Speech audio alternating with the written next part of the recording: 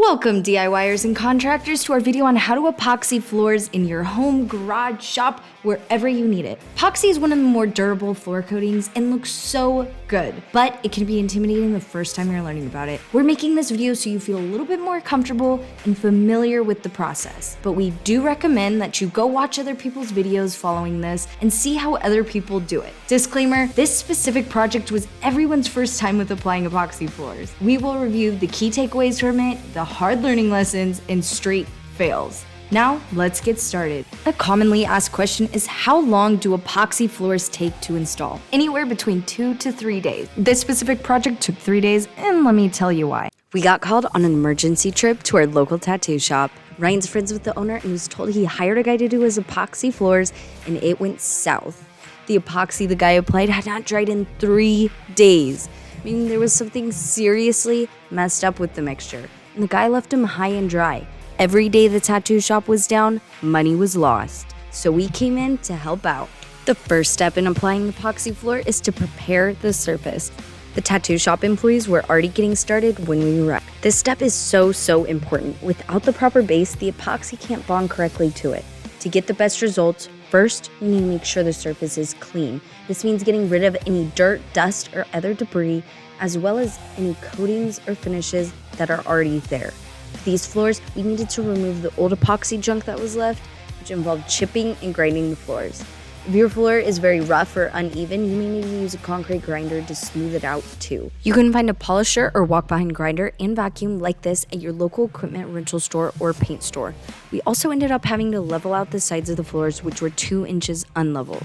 That's a big problem with self-leveling epoxy. And scrub the floor with a detergent or degreaser to get rid of any dirt or grime that is still there.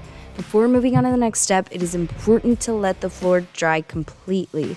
Once the floor is clean and dry, any cracks or damage should be fixed. Fill any cracks or holes with concrete patching compound and smooth the surface with a trowel. Before putting on the epoxy, the patching compound needs to be completely dry. This can take a few hours or even a day depending on the product. If the floor is damp or humid, the epoxy may not bond properly. Once the surface is prepared, it's time to mix the epoxy. We first stopped by Paint Mart, our local paint store, to get detailed instructions on the exact amount of product we needed per square foot. They help provide all of the materials and equipment. Some equipment you might need per application might include the basics like a mixing bucket and plastic to cover the floors when mixing the epoxy, and some less common materials like spiked shoes so you can walk on the epoxy, some squeegees, and some rollers. And I will have these links down below if you want to order ahead of time. So we got the material for the epoxy. We have metallic smoke gray. There wasn't enough smoke gray though, so we got 1 charcoal and then 3 smoke gray. We got 4 kits of epoxy, so we needed 4 colors. So we're gonna mix the charcoal evenly with the smoke gray, kind of make a custom color. Then we've got our gold highlights. Some tips to note, each epoxy brand is going to be different. Follow the manufacturer's instructions for mixing the resin and hardener. Be sure to mix everything well. Use a drill with a mixing paddle and slow speed to mix the 2 parts of epoxy together. Make sure that all of the resin and hardener are mixed in by scraping the sides and the bottom of the container. When you mix the 2 parts of epoxy, you only have a short time to use it before it starts to harden, about 5 minutes in the bucket, but more working time when it's out of the bucket. So before you start mixing the epoxy, make sure you have all the tools and materials ready. We had 2 guys on the floor and 2 guys mixing. Also, avoid excess heat. Higher temperatures make epoxy harden faster, so don't put epoxy near heat sources or direct sunlight. Keeping the mixed epoxy in a cool, shady place will give you more time to work with it. We even started the epoxy application at the end of the day. Lastly, use protective equipment. When working with epoxy, make sure to wear gloves, long sleeves, and a face mask or respirator to protect your skin and lungs, which, as you can see, the guys did not follow. For application, use a roller or brush to spread the epoxy evenly over the surface, working in small sections. We also had a squeegee.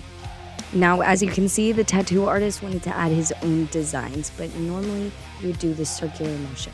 After it's all applied, you just let it dry. Now, how long does it take for epoxy to dry? Most experts will agree that you can walk on it after 24 hours. Now, for heavy traffic or bringing in equipment, you might want to wait 2 to 3 days. Last step is to apply a top coat. Now, we didn't need these for our floors, and it's completely optional. talk with your paint store and see if you need it. Design that we put in was a tattoo artist's decision. But there's so many other types of epoxies. Please leave your favorite type down below. And any questions that you have so anyone can read off through the comments and learn something. We hope you enjoyed this tutorial on how to epoxy your floors. Share with someone who might need this.